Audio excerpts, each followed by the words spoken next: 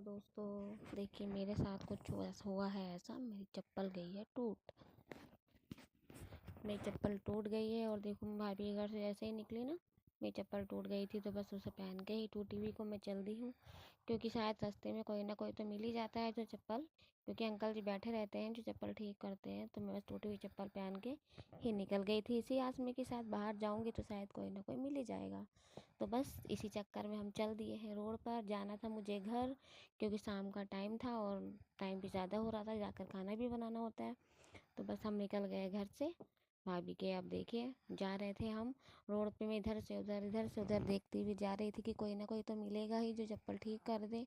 और मतलब चप्पल मैं सोच भी रही थी कि चप्पल खरीद लूँ, नहीं पर यहाँ पे कोई चप्पल भी नहीं बेच रहा था, कोई मतलब बेचने वाला भी नहीं था जो कि मैं नई चप्पल खरीद लूँ। पर मैं पैदल पैदल ऐसी जा रही थी, पर एक खुशी मुझे दिखाई दी, एक अंकल जी बैठे थे, देखो ये रहे, चप्पल ठीक कर रहे थे। नन्ही नन्ही दो लड़कियां बैठी थी इनके पास जो चप्पल ठीक करा रही थी। इन्होंने मुझसे कहा कि चलो पहले मैं इनकी कर दे, उसके बाद में तुम्हारी चप्पल। तो बस मैं इंतज़ार करने लगी कि फटाफट कब अंकल जी इनकी चप्पल ठीक करें, उसके बाद मेरी।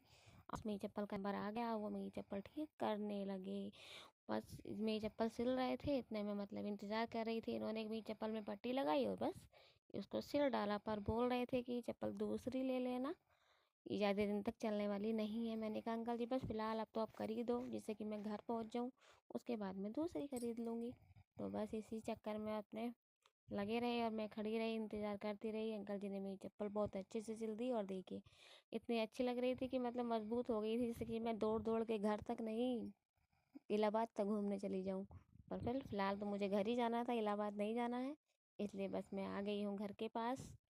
यहाँ पे देखो एक स्कूल से लड़की जा रही थी, उसकी मम्मी ने मुझसे बोला था कि मतलब इसको घर रास्ते तक छोड़ देना। तो बस मैं चीज़ मेरे देखो ये रही, ये मेरे साथ तक जाएगी रास्ते तक। तो बस इसके साथ मैं चलती चली जा रही थी कि चलो भाई, आज कोई ना कोई तो छोटा तो मिला, लेकिन कोई ना कोई तो सपोर्ट में मिला ही ना।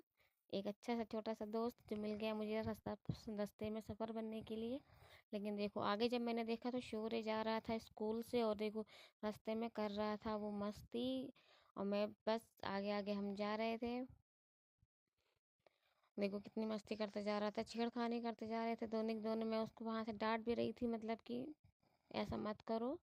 जैसे वो लड़की भी मेरे साथ ही जा रही थी। और देखो ये रही मैं, और बस छड़ा सा मुँह बना के अपना चप्पल सुधरवा के चली गई। मेरी चप्पल में लग गए थे 10 रुपये, मैंने अंकल जी को उन्हें 10 रुपये दिए थे। और देखो उस लड़की के साथ मामा थे, जाने चाचा से जाने पापा थे, कौन थे, उसको ले गए अपने साथ, लड़की चली गई। बस मैं भी अपने निकल गई। आ गया भोलू मुझे देख के, देखो ये रहा भोलू मुझे देख के आ गया था अपनी छोटी सी बंदूक लेके, कि अब मैं मुझे लेना पड़ा इसको गोद में। अब बस इसको गोद में लेके मैं चल दी घर, क्योंकि ये फूल वूल लेकर आया था। देखो खेल के दौड़ा चला है कि मम्मी आ गई है।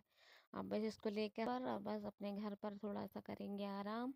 अभी तो फिलहाल देखो ये आ गए हम घर पर, थोड़ा सा करेंगे आराम, फिर करेंगे खाना बनाने की तैयारी।